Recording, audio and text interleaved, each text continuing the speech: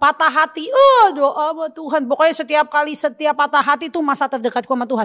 Yang dulu mungkin tiap hari mabok, habis menang Idol, ya sebulan sekali lah. Tapi tetap aja dong. Gitu. Cuman karena takut aja, wah ntar kalau ketahuan masuk media apa-apa, lebih ketakutnya gitu ya. Bukan karena tahu itu hal yang gak benar.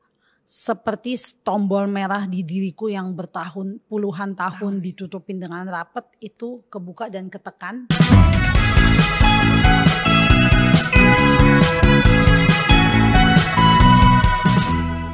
Hai para Sit-Inners, welcome back again to our new podcast. Dan kali ini masih bersama aku Maya.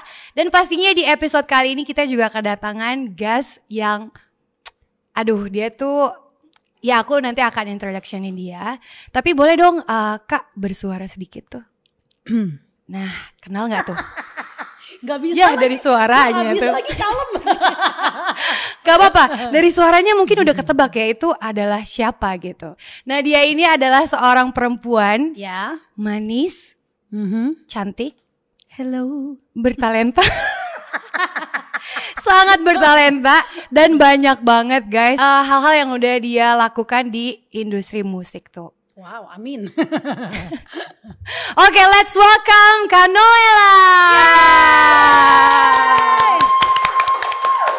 Padahal penonton bayaran kita cuma 2, tapi kenceng banget suaranya. Iya, luar biasa. Tepuk tangan buat kru kita. Hai, halo Kak Noe, gimana kabarnya Kak? Kabarnya sehat, Walafiat, bahagia, bintitan. Makanya pakai kacamata. Kayak agak aneh gitu pakai kacamata. Biasa, ini penyakit tahunan saya. Oh, itu penyakit tahunan. Jadi saya. setiap tahun pasti setiap ada. Tahun pasti ada. Ya, maaf banget harus ada di podcast ini ya. Tapi dia nggak akan mengganggu pembicaraan kita. Oh iya, tentunya. Aku berjanji. Kita yang malah thank you banget ya ada Kak Noella di sini karena kan Sama-sama. jam terbangnya Wah, gini banget gitu ya. Dia ini adalah seorang lulusan lagi kan MIT. Sekolah. Lolosan dari ajang pencarian bakat. Juara berapa Kak? Boleh di-mention? Puji Tuhan juara 1. Wih, tepuk tangan dulu. Soalnya gini, orang kalau nanya, kamu juara berapa? Takutnya kayak kesannya sombong gitu ngomong juara 1. Tapi emang juara 1 gimana? Iya gak apa-apa dong, itu kan satu hal yang memang membuktikan diri kamu tuh value-nya segitu ya, gitu loh. Puji Tuhan. Puji Tuhan juara 1 guys. Iya, nah itu dari dia aja tadi dibilang ya juara 1, tapi mentionnya tuh juara 1 nih. Jadi terkenal lah dia very humble, very kind, cheerful banget juga. Terus tadi aku bayar di belakang guys. udah ada ininya. Udah ada salam tempel kan. Oke Kak, belakangan lagi sibuk ngapain aja sih? Terakhir aku lihat tuh lagi ada di Instagram Kakak nih, sosial media. Lagi ngejurin sesuatu ya di acara. Oh iya. Apa tuh? Iya. Aku bulan lalu jadi HUT Bayangkara. Ya, dalam rangka HUT Bayangkara aku diminta jadi juri untuk tim yang dikirim seluruh Indonesia, seluruh provinsi di Indonesia. Mereka tanding di Jakarta gitu ya. Jadi mereka menampilkan penampilan sebuah seni gitu ya. Ada tarian, ada musik, ada nyanyian gitu ya. Terus saya jadi juri bersama dengan Bapak Edo Kondologit dan juga Mas Denny Malik. Terus kita pilih nanti tampil 3 orang di pegelaran puncaknya kemarin di Ciputra World gitu ya. Dan udah selesai, puji Tuhan, lancar. Puji Tuhan. Ya. Tapi sebenarnya yang terbaru tuh aku habis perform di acaranya G20 dan juga Y20. Tepuk tangan dulu semuanya. Luar biasa ya. Puji Tuhan, puji Tuhan. Banyak banget yang Kakak udah kerjain di belakangan kemarin ini. Tapi semua berjalan lancar Kak? Puji Tuhan lancar dan sebenarnya cukup lelah secara fisik. Tapi ketika melakukan hal yang kita happy tuh kayaknya gak terlalu ya capek tapi enjoy gitu loh. Dan kemarin kayak acara G20 itu di Labuan Bajo, kebayang gak sih kayak sekalian healing gitu gak? Iya, kayak ini panggungnya terus ini laut gitu. Kan suka banget kan pantai itu. Iya betul sekali. Kan saya di kehidupan sebelumnya kan saya putri duyung kan. jadi kayak seneng banget gitu manggung. Lihat pas lihat kiri, buset laut, terus ada kapal pinisi lagi nangkring. Wah gila, indah banget. Mantap. Ya, sangat saya syukuri kalau pekerjaan saya itu adalah hobi yang menghasilkan penghidupan untuk saya. Puji Tuhan ya. Puji Tuhan itu. Tuhan Yesus baik. Oke. Oke Kak Noe, boleh gak share nih? Maksudnya aku juga penasaran masa kecil kakak tuh di raise up di keluarga yang seperti apa sih? Sedikit aja. Oke. Mungkin teman-teman mau tahu juga. Iya, jadi mungkin buat teman-teman yang belum tahu, saya lahir dari 2 suku besar di Indonesia, Papua dan Batak. Iya, Batak Pride. Papua Pride. Entar Papuanya, lu Batak doang. 2 suku besar. 2 suku besar di Indonesia, tapi saya lahir di Papua. Lahir di Papua, lahirnya cuman sampai kelas 4 SD di Papuanya. Oh di Papuanya. Ya, kemudian pas naik kelas 4 SD pindah ke Salatiga. Karena papaku kuliah waktu itu di UKSW. Oke. Gitu, lalu kelas 2 SMP pindah lagi ke Merauke untuk 1 tahun nyelesain SMP. Lulus SMP dapat beasiswa dari Departemen Pendidikan Pusat untuk anak-anak Papua berprestasi, dikirim ke Pulau Jawa. Jadi cuma setahun doang, SMA-nya sampai hari ini udah tinggal di Jawa. Gitu. Jawa tuh? Jadi dulu di Sidoarjo SMA, kuliahnya di UNER. Terus kuliah yang gak selesai itu loh Dek. Kuliah yang DO itu loh Dek. Udah tahu nih.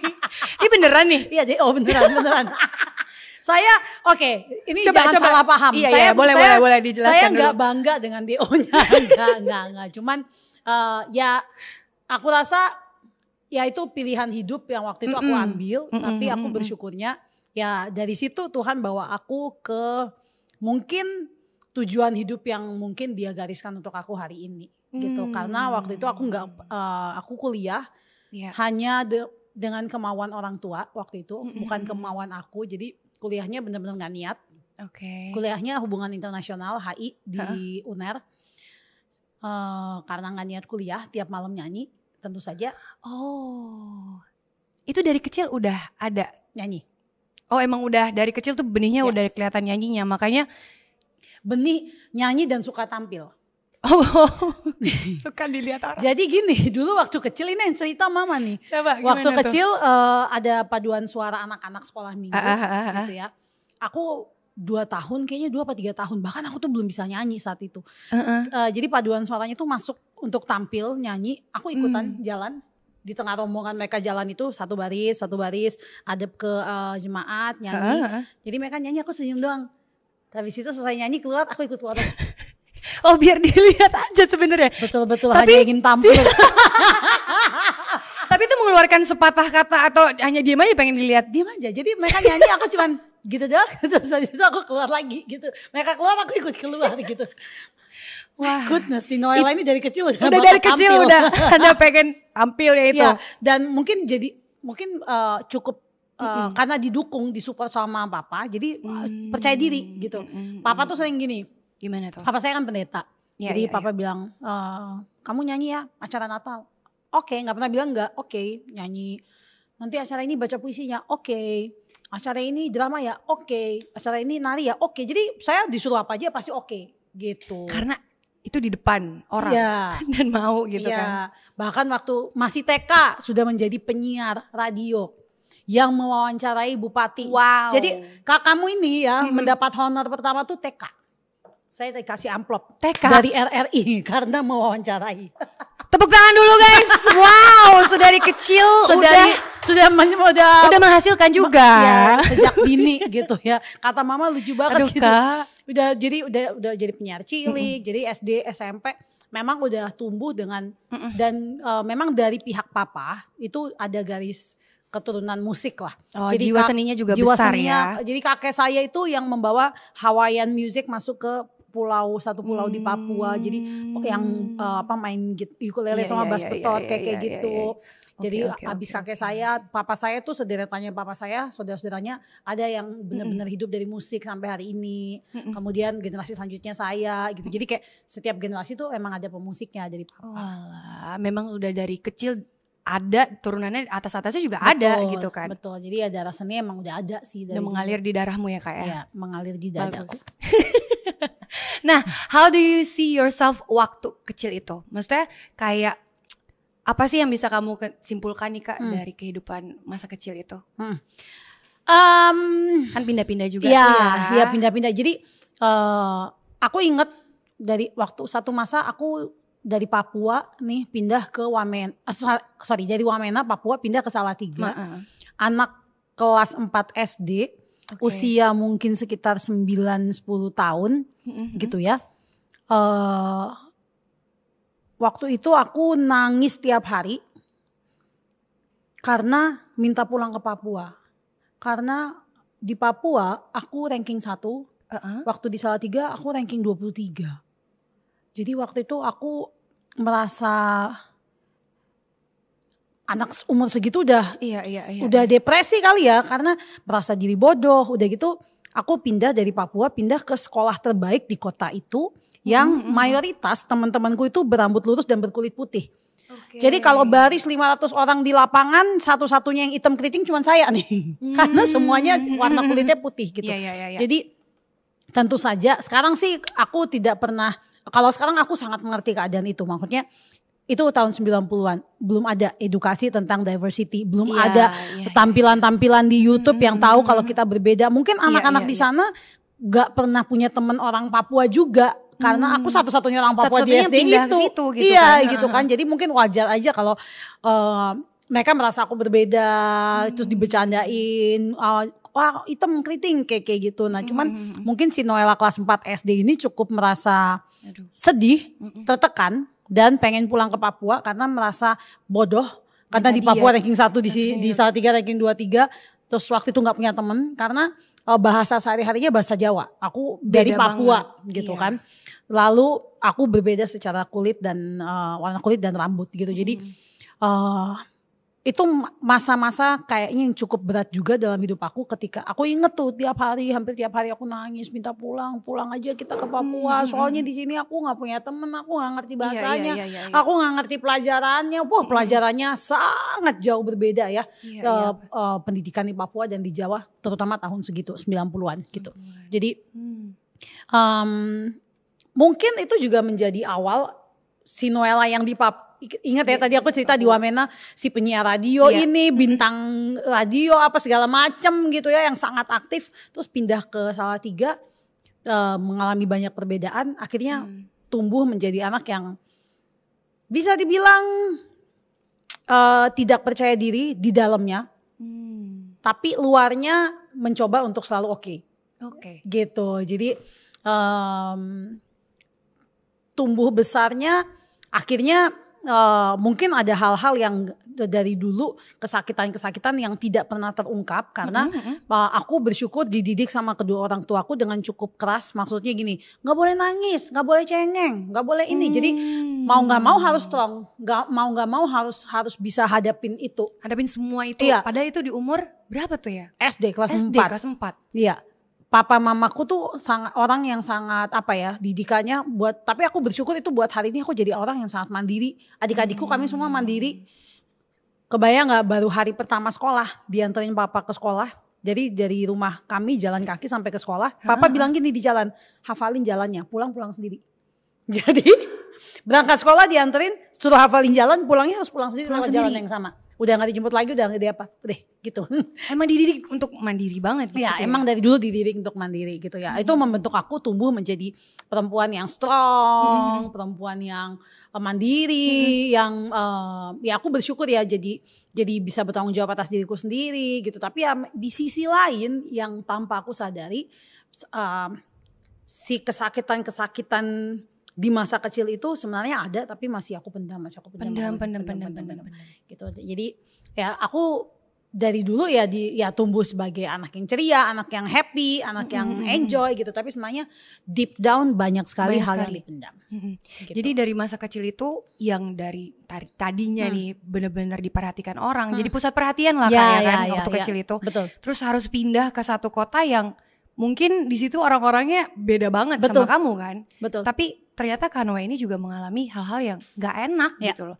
Tapi tadi yang menarik kakak bilang, aku kasih lihatnya ya udah itu aku aja yang ngalamin. Tapi di luar berarti kakak baik-baik aja gitu. Show it ke orang-orang. Enggak. Karena memang juga aku tumbuh dalam keluarga yang mungkin ya kita bisa bilang kaku kali ya, yang nggak pernah ditanya soal feelings gitu loh, kayak are you okay? Nggak. Itu never. Nggak. Okay. Ya udah, ada apa dijalanin aja, nggak boleh cengeng, nggak boleh apa, ya udah gitu ya. Jadi nggak pernah cerita, nggak pernah ngomong juga ke orang tua feeling gimana. Ya udah, bener-bener cuman kayak oh ya udah kok. Dulu saya pikir itu hal yang oh ya udah gitu aja. Cuman oh ya udah saya harus alami gitu. Sampai tahun lalu aku mengalami satu gejolak yang aku bilang bisa mengubahkan hidupku juga gitu ya, mengubahkan sudut pandangku. Kalau ternyata itu semua juga ada kaitannya dengan hal-hal yang terjadi sama aku di masa lalu. Oke. Before we going there, Kak. Nah, tadi kan Kakak mention tuh kalau your dad itu as a pastor. Ya. Terus mama juga berarti Kristen dong? Iya, betul. Ada di lingkungan keluarga yang Kristen? Betul. Dari kecil? Betul. Nah itu tuh gimana Kakak melihat, maksudnya pandangan Kakak ya waktu dulu tentang Kristen ini? Ya. Gimana tuh pandangannya? Aku terlahir di keluarga Kristen, sejak kecil sudah sangat terekspos dengan kegiatan apapun itu tentang kekristenan gitu ya. Jadi sudah tahu kalau harus ke gereja hari Minggu. Nggak boleh buat dosa gitu, nggak boleh melakukan hal-hal yang bertentangan dengan kekristenan gitu, harus takut Tuhan gitu ya. Itu adalah hal yang mungkin karena itu tertanam sejak kecil, ya aku bersyukur itu mungkin yang akhirnya menjaga kamu juga. Ya karena aku dari lulus SMP kan aku sudah tinggal sendiri, aku udah merantau. Dari SMP? Lulus SMP gitu, SMA kan aku udah merantau gitu ya. Jadi aku rasa karena hidup dari kecil sebagai Kristen itu walaupun ya aku akui aku tidak menghidupi firman Tuhan ya, jadi hanya ya udah tahu aja ya. Kristen KTP aja, ya kan? Ya udah Minggu ibadah, Natal-Natalan, Paskah-Paskahan gitu ya. Cuman ya tidak benar-benar full hearted melakukan firman Tuhan, itu tidak melakukan itu gitu ya. Tapi itu aku rasa satu dasar dan satu modal yang bagus banget ditanamkan orang tuaku untuk takut Tuhan, sehingga waktu aku sampai gede, aku tuh tetap kayak ya tetap takut Tuhan gitu. Bandel banget gitu. Cuman tetap ada takutnya gitu. Ada takut untuk keluar dari satu garis tuh kayak gitu. Gak bisa gue nih. Iya tetap gak bisa gitu. Kayak aku inget papaku lucu banget deh. Gimana aku tuh? Lulus SMP keluar dari rumah. Pertama kali keluar dari rumah aku inget aku mau diantar untuk kumpul dan kami mau pergi. Aku mau terbang dari kota itu. Kita doa satu keluarga di ruangan tengah. Terus papa nasihatin. Terus papa bilang gini, kamu udah merantau, kamu keluar dari rumah ini, jaga kehormatan keluarga ini. Jangan sampai hamil. Woi, anak umur kelas 3 SMP. Baru kelas 3 SMP. Muka gimana tuh? Iya Pak. Gue kayak, iya Pak, oke Pak. Oke. Tapi si Om ini cukup ini ya, bener-bener straightforward gitu. Iya benar. Iya lu hidup yang bener lah. Iya bener. Mantap Om. Papa bos. Si papa bosku ini gitu, dia ngomong gitu terus. Buset, ini anak umur 15 tahun kayak agak gerah-gerah gimana gitu, tapi kayak ya oke Pak gitu ya.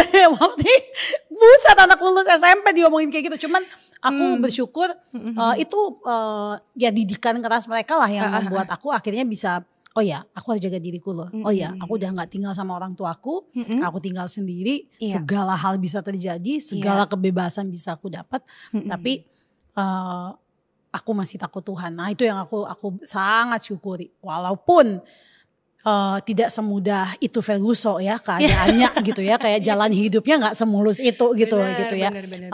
Sangat naik turun kehidupan sampai sebenarnya salah satu alasan aku ikut Indonesian Idol itu adalah karena aku capek dengan lifestyleku dulu.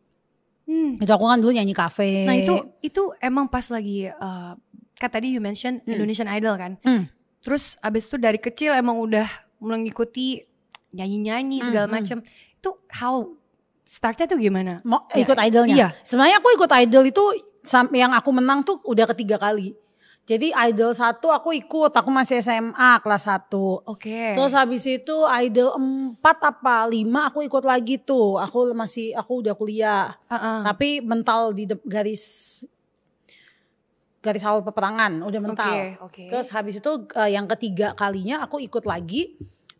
Itu baru aku menang. Nah, itu yang 2014 kemarin. 2014. Ya, gitu.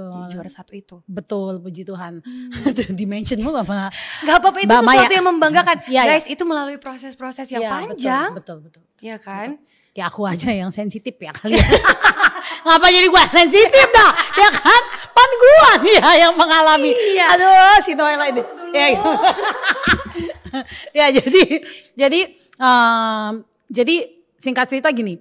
Aku waktu itu, enggak singkat ini panjang, maaf. Panjang cerita gini. Waktu itu yang aku sempat mention kalau aku di DO. Iya, DO. Wah, aku ribut besar sama papaku. Karena papa mamaku sangat kecewa gitu ya. Si Noella ini udah dikuliahin susah-susah kok dia gak kuliah bener gitu ya. Jadi papaku sampai mengucapkan sebuah kata yang pasti sangat ditakutin oleh semua anak-anak di muka bumi, yaitu kamu bukan anakku lagi gitu kan. Aku hampir 5 tahun gak ngomong sama papa mama, gak komunikasi sesudah aku di DO dari kuliah. Terus aku nyanyi lah itu selama itu, nyanyi kesana kemari. Mereka sih ternyata mencari tahu tentang aku dari adikku nomor 2 si Bang Ucal. Jadi lagi di mana kakakmu gitu kan. Tapi gak telepon kamu. Ya, jadi telepon setelah aku terungkap baru tahu kalau mereka tuh nanya-nanya aku di Ucal. Karena aku sama adik-adikku kami sangat dekat waktu itu. Ya sampai hari ini pun kami sangat dekat gitu. Jadi aku nyanyi lah, berpetualang lah waktu itu, nyanyi kafe to kafe. Terus aku mungkin teman-teman ada yang tahu kalau sebutannya bagi kami itu band long trip. Yaitu satu band yang dikontrak di kafe se-Indonesia. Jadi kita keliling gitu. Jadi sebelum aku menang Idol pun aku udah keliling-keliling Indonesia. Aku udah nyanyi di Bali, aku udah nyanyi di Balikpapan, di Medan, aku udah keliling Indonesia gitu. Nah, itu berlangsung hampir 7 tahun sampai aku tuh ada di satu titik, aku inget banget. Aku nyanyi di satu klub yang saat itu paling besar di Bali. Oke.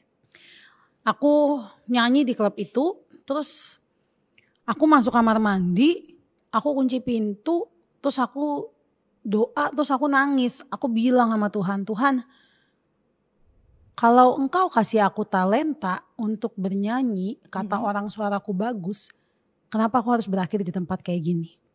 Maksudnya apa? Sebagus-bagusnya aku nyanyi, yang nonton tuh maaf orang mabok gitu. Yang mungkin gak bisa apresiasi aku sebagai penyanyi gitu.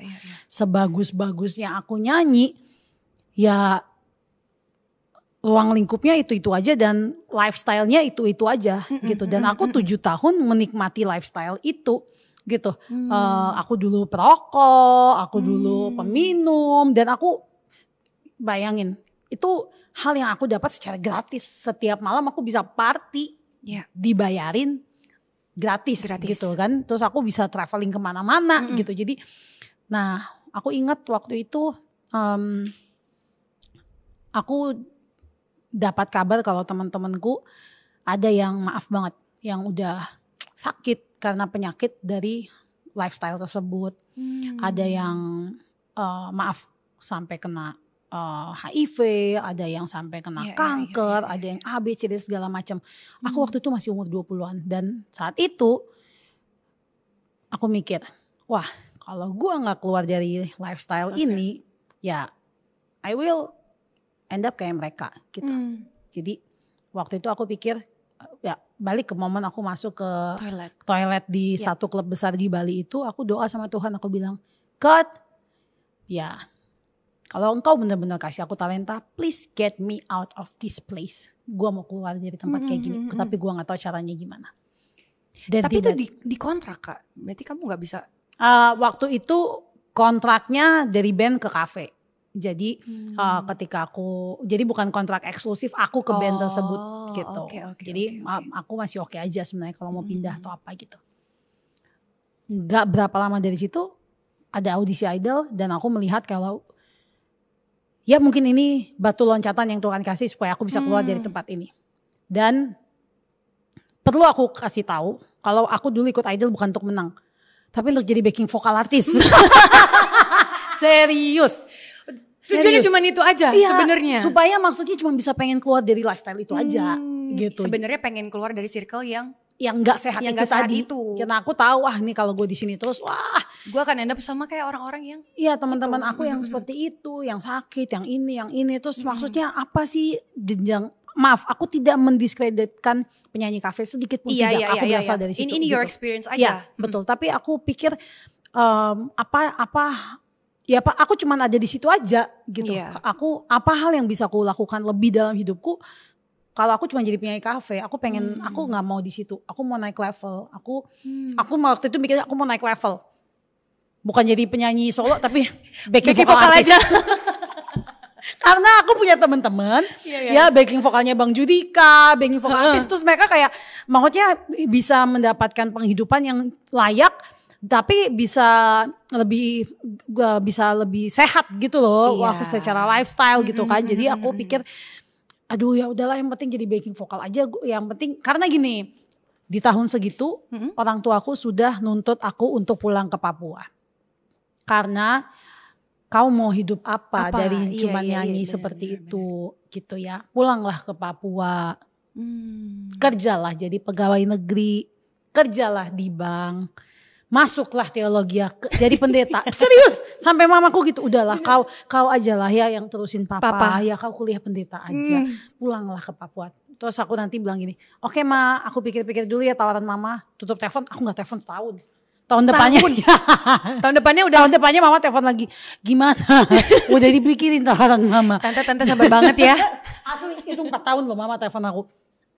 Ini ada penerimaan pegawai bank bisa putra daerah. Jadi kamu bisa masuk walau lulusan SMA gitu kan. Gue ya Allah, Ma I love you Ma. Terus udah pulang lah. Oh ya oke Ma, aku pikir-pikir dulu ya. Gue tutup telepon terus gue gak telepon dia lagi setahun lagi. Terus gimana? Kamu gitu kan. Sebenarnya ini udah kayak di ujung tanduk. Maksudnya apa? Mau memperjuangkan mimpiku sebagai seorang penyanyi. Gitu ya. Yang waktu itu juga gak tinggi-tinggi amat. Setelah gue pikir-pikir ya gak tinggi-tinggi amat, mimpi gue cuma pengen jadi backing vokal artis. Gitu kan.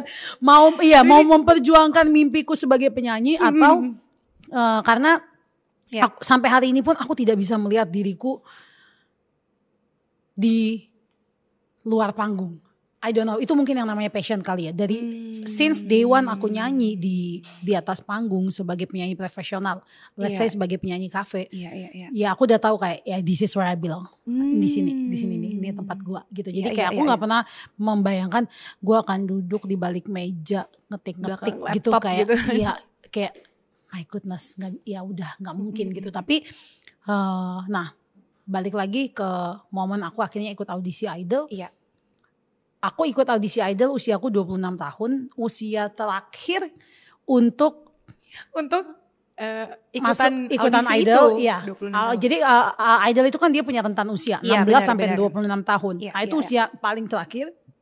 Dan aku ingat aku bilang gini, Tuhan, kalau gua nggak jadi apa-apa di sini, gua rela pulang ke Papua ngikutin apa kata orang tua gua, melepas mimpi-mimpi gua jadi penyanyi.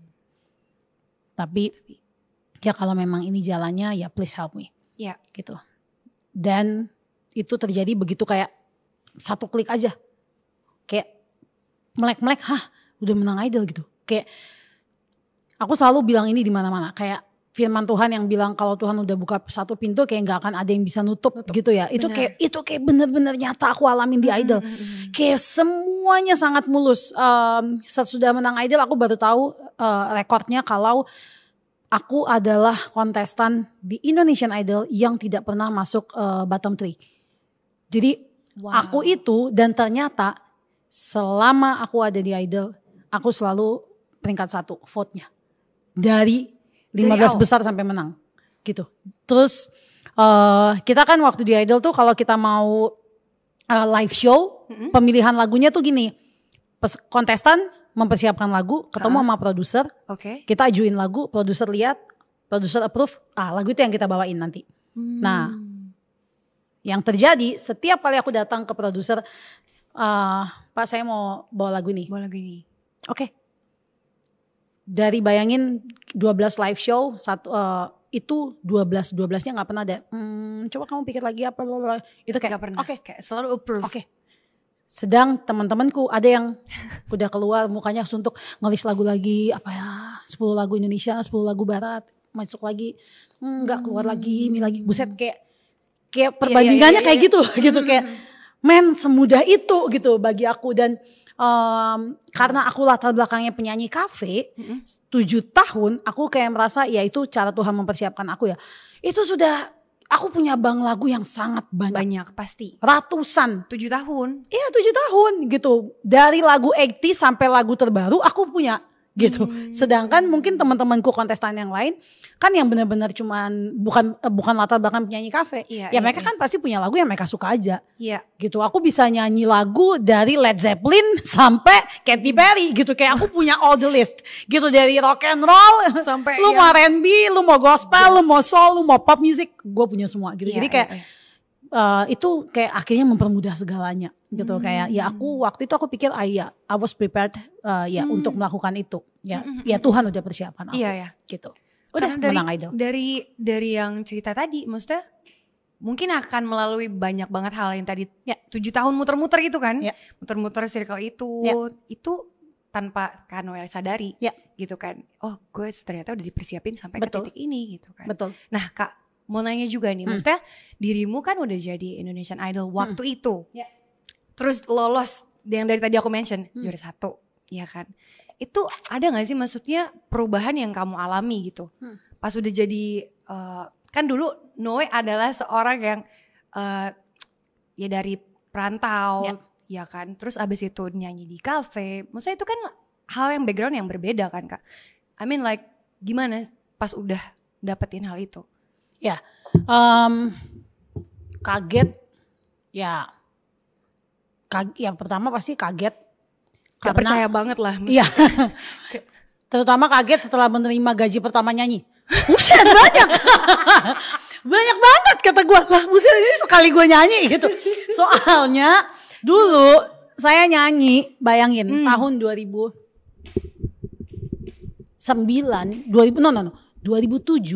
saya nyanyi. Itu performance pertama tuh? Iya masih nyanyi kafe di Surabaya. Saya nyanyi di resto. Itu saya dibayar 35.000 nyanyi 2 jam. 2 jam? 2 jam tuh berapa lagu kira-kira ya? Bisa 25 lagu. 25 lagu, 35.000. Iya. Karena kita bukan perform kan, kita benar-benar kayak nyanyi resto kan nyanyi nonstop gitu kayak cuman kalau kita perform mungkin bisa cuman 12 lagu karena kita entertain apa segala macam. Iya. Tapi ya cuman karena nyanyi ya bisa 20-an lagu. Dibayar 35.000. Kenapa aku tahu 35.000? Karena 1 bulan aku dibayar 140.000 nyanyi 4 kali. Berarti 140.000 bagi 4 ya kan 35.000 ya gitu kan. Tahun 2007. Tahun 2007. Terus tiba-tiba habis menang Idol ditransfer fee pertama nyanyi. Wah. Kayak mungkin Tuhan membayar kerja kerasku. Iya. Gitu. Karena gini orang lihat aku 4 bulan di layar kaca ikut kompetisi terus enak banget lu jadi penyanyi instan lu 4 bulan terus lu jadi artis terus lu dibayar mahal apa segala macam. Men lu gak lihat gue dibayar 35.000 kan. Lu gak lihat gitu. Tahun segitu gue kemana-mana naik motor, gue naik angkot, gue naik apa kemana-mana gitu kan. Gue gak punya duit untuk beli kostum. Gue di Surabaya itu namanya TP Pagi. Itu apa kayak apa ya? Aduh orang Surabaya mah pasti tahu. Kayak barang-barang lock second. Oh. Gitu. Gue kesana untuk cari baju karena ya lu mau dapat budget baju berapa dari lu nyanyi 35.000 gitu kan. Iya. Jadi ya itu ya all the process lah. Iya. Ya gitu sampai selain itu selain ya secara ekonomi dan finansial ya sangat luar biasa gitu ya. Aku sangat shock gitu kayak aku ingat aku menang Idol di bulan Mei, lalu bulan Desember aku beliin papa mamaku mobil karena seumur hidup mereka naik motor kemana-mana. Terus aku ingat aku belinya bulan Desember karena di Papua itu selalu bulan hujan. Sedangkan papaku kalau pelayanan ya naik motornya dia itu. Jadi kayak aku beliin mobil supaya ya mereka bisa punya kendaraan gitu ya. Aku ingat papaku nangis waktu itu. Dibilang bahkan dia tidak pernah mimpi kalau sorry. Bahkan dia gak pernah mimpi kalau dia akan punya kendaraan pribadi gitu. Karena mungkin gini, pendeta di Papua itu secara ekonomi sangat-sangatlah ya bukan orang yang mampu gitu. Yeah. Terus papaku dari aku kecil dia selalu ke pedalaman, selalu ketemu sama orang gitu ya. Dan itu ya kami hidup sederhana dari kecil gitu. Dia bilang bahkan dia gak pernah mimpi kalau dia tuh punya mobil pribadi gitu. Yang dibeliin sama anaknya gitu.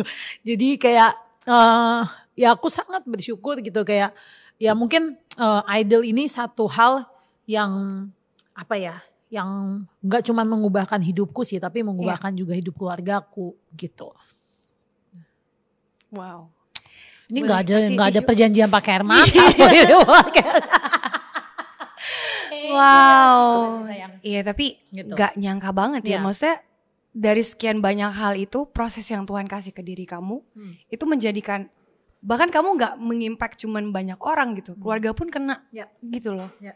Dan itu hal yang menurut aku memang udah Tuhan rencanakan di kamu sebenarnya. Ya betul.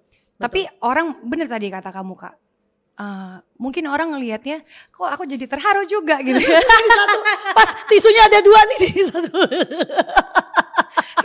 Karena gak nyangka, maksudnya aku juga knowing her, maksudnya tahu Kanoe, tahu gitu. Tapi yang aku tahu adalah kadang di Instagram ya yang ketawa gitu kan, lagi ngobrol sama Kak Gina gitu kan, podcast-podcastnya mereka yang ngakak-ngakak konten-kontennya gitu loh. Jadi yang aku tahu Kanoe itu seorang yang cheerful gitu, bawa keceriaan kemana-mana gitu. And I don't know your background tuh segininya gitu. Dan banyak hal yang maksudnya itu terjadi dari kecil udah gak enak gitu. Terus bahkan Tuhan bisa bawa kamu tarik gitu kan dari yang tadi ya circle yang keliling 7 tahun itu. Terus ternyata Tuhan persiapin kamu untuk jadi Indonesian Idol.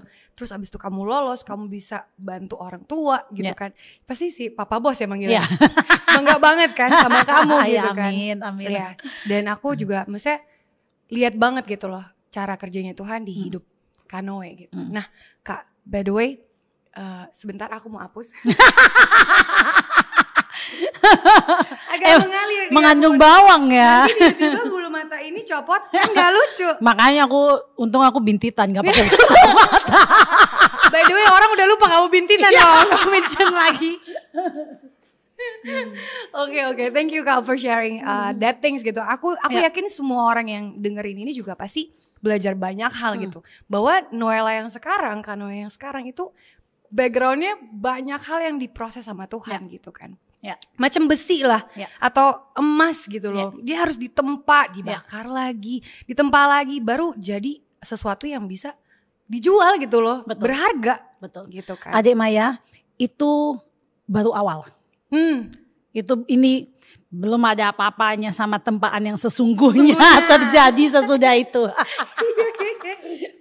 Nah, itu baru menuju tempaan yang sesungguhnya. Tadi kan kamu ada mention tentang gejolak yang sempat terjadi di kamu gitu kan, yang belakangan sempat terjadi itu. Itu boleh nggak kamu share tentang apa sih maksudnya?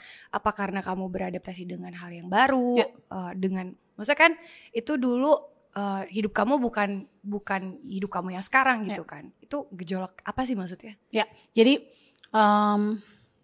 menang Indonesian Idol itu adalah awal di mana akhirnya aku ketemu sama Tuhan secara dalam gitu. Jadi 2014 aku menang Idol. 2015 puji Tuhan aku bisa DP rumah di Bekasi. Rumah yang hari ini aku tinggalin. 2016 aku pindah ke rumah itu. Karena sempat menyesal kenapa beli rumah di Bekasi. Ngakak sih kok. Jadi kenapa emang dengan Bekasi? Jadi gini dulu Jadi pas beli rumah tuh kebetulan telepon mamanya Kak Gina, Tante Fangka. Terus aku bilang, Tan, jadi waktu itu keuanganku dipegang sama mama. Terus mama bilang, ini udah cukup nih kamu DP rumah, coba cari rumah. Terus aku bilang, Tante Fangka, Tan ada rumah enggak? Aku mau cari rumah. Iya. 3 hari dari itu Tante Fangka telepon aku, lu buruan kesini, kan Betawi banget kan nyokapnya Kak Gina. Kak Gina. Nyokapnya. Mamanya. Lu buruan kesini, di samping rumah ini ada yang mau dijual, buruan lu kesini. Oke Tan, siap. Kebetulan mama lagi di Jakarta. Lagi datang kunjungin aku. Aku bawa lah sama mama lihat rumah itu.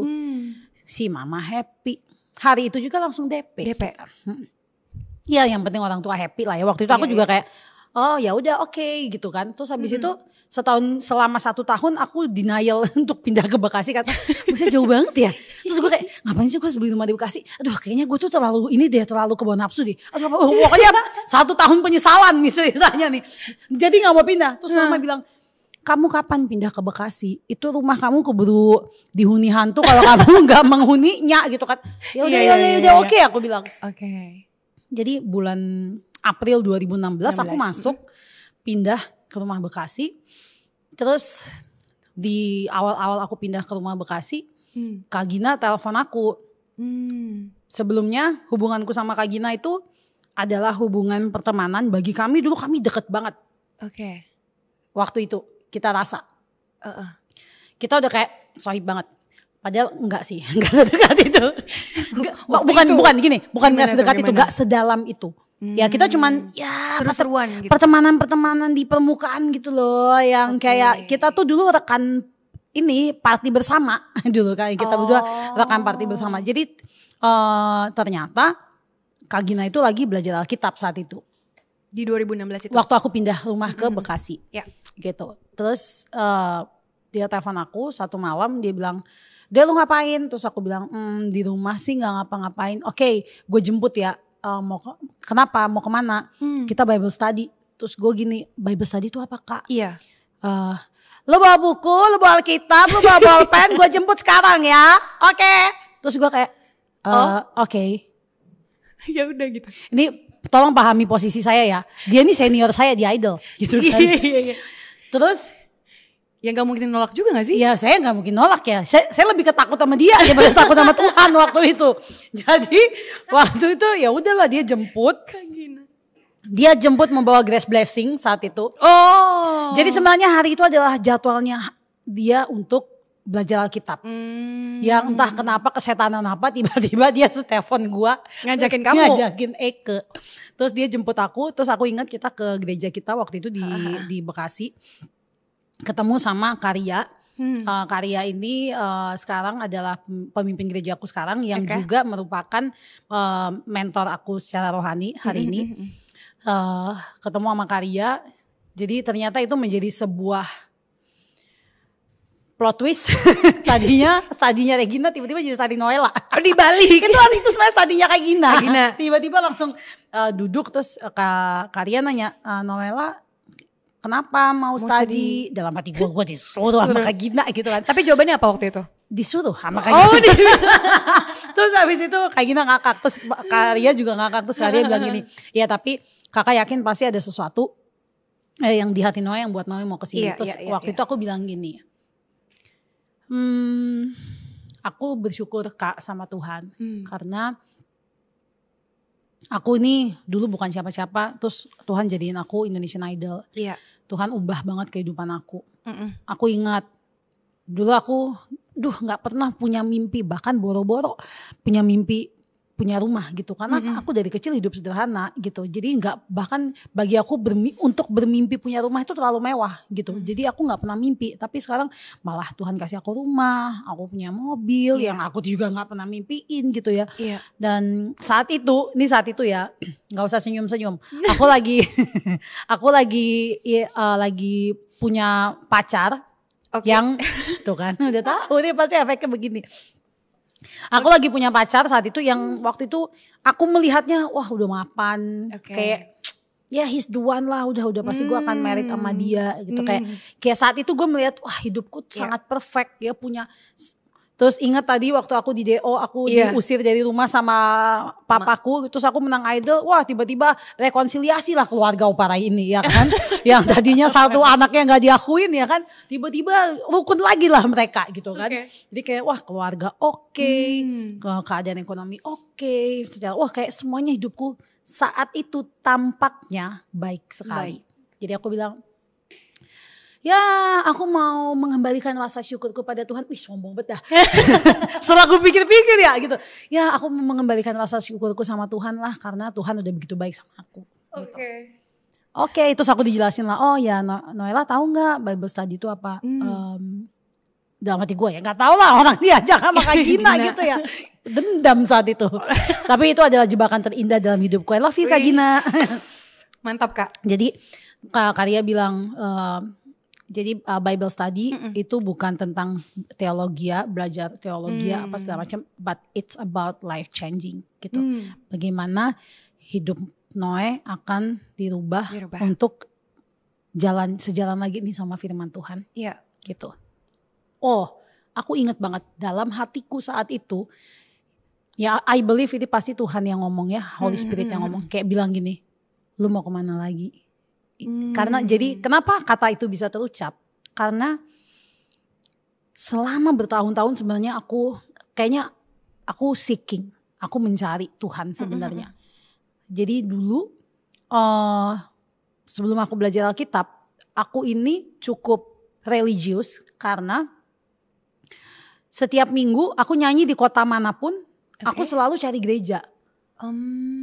Aku nyanyinya minggu malam, nanti minggu sore aku cari gereja mana yang dekat sama hotel, terus aku ke gereja sendiri. Iya kadang aku minta temenin sama makeup artisku, minta dianterin sama manajerku, entah mereka nunggu di luar, aku ibadah, terus habis itu aku keluar. Gitu. Jadi kayak selalu mencari waktu untuk bisa ini sama Tuhan. Terus kayak ya Tuhan itu selalu menjadi tempatku berkeluh kesah, walaupun kalau happy nggak ke dia gitu kan. Kalau happy ya lupa ya, biasa ya, tipikal manusia pada umumnya ya. Jadi selalu kalau ada masalah nangis doa sama Tuhan, patah hati doa sama Tuhan. Pokoknya setiap patah hati tuh masa terdekatku sama Tuhan. Makanya kayak Tuhan sering kasih gue patah hati kali ya, biar gue bisa deket gitu sama dia. Enggak loh. Enggak. Pokoknya ya itu masa-masa pasti aku nyari Tuhan gitu. Nah.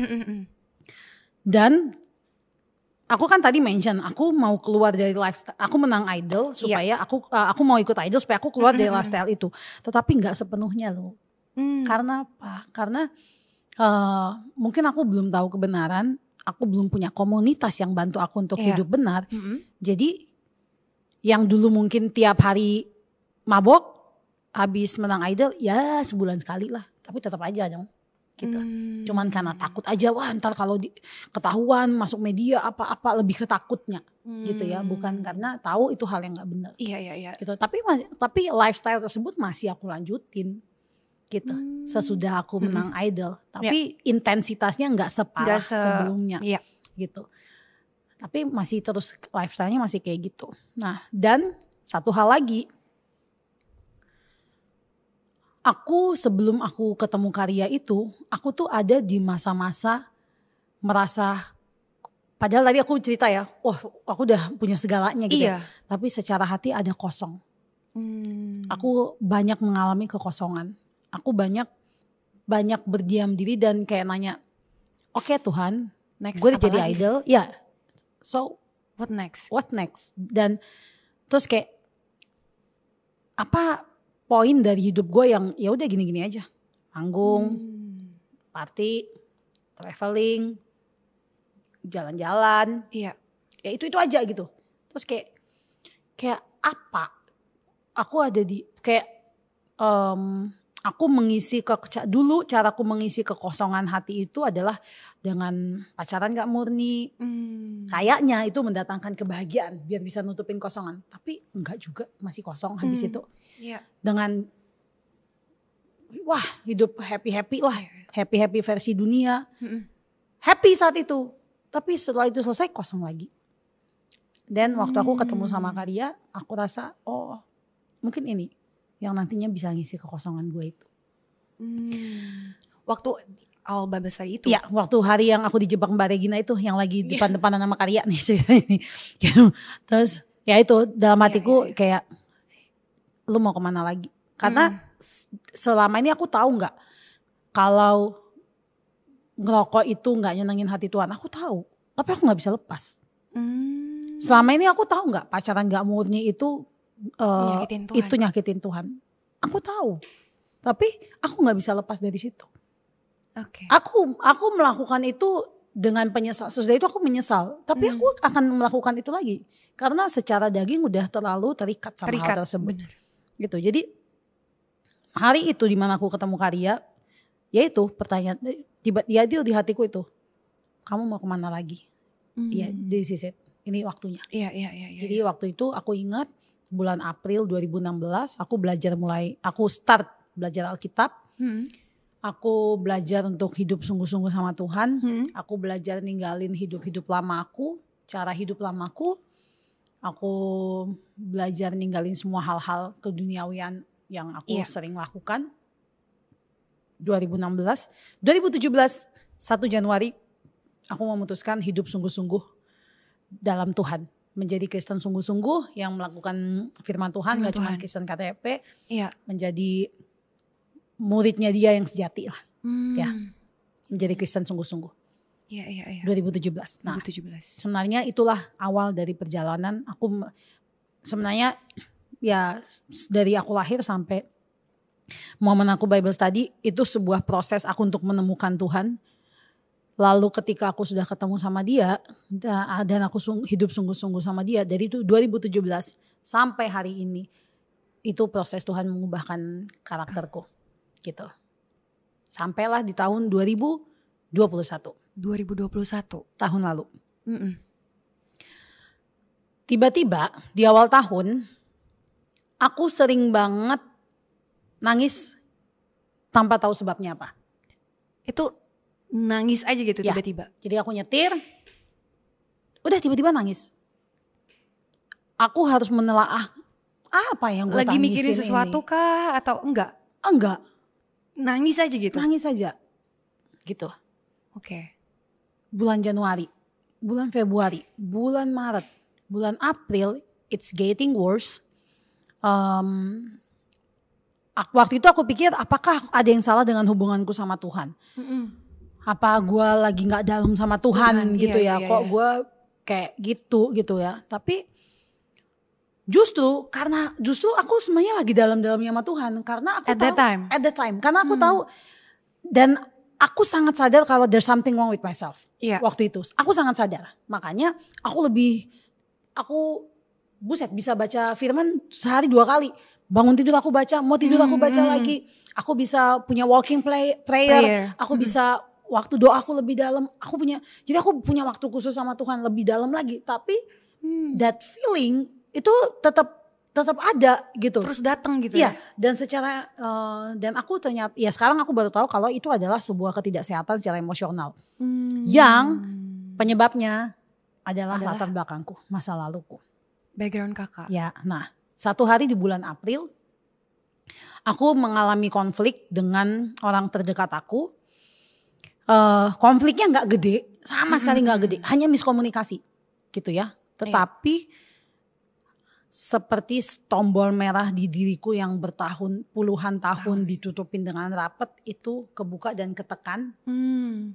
Wah, langsung memicu semua ketidaksehatanku keluar, semua hal-hal yang secara psikologis aku mengalami depresi skala kecil.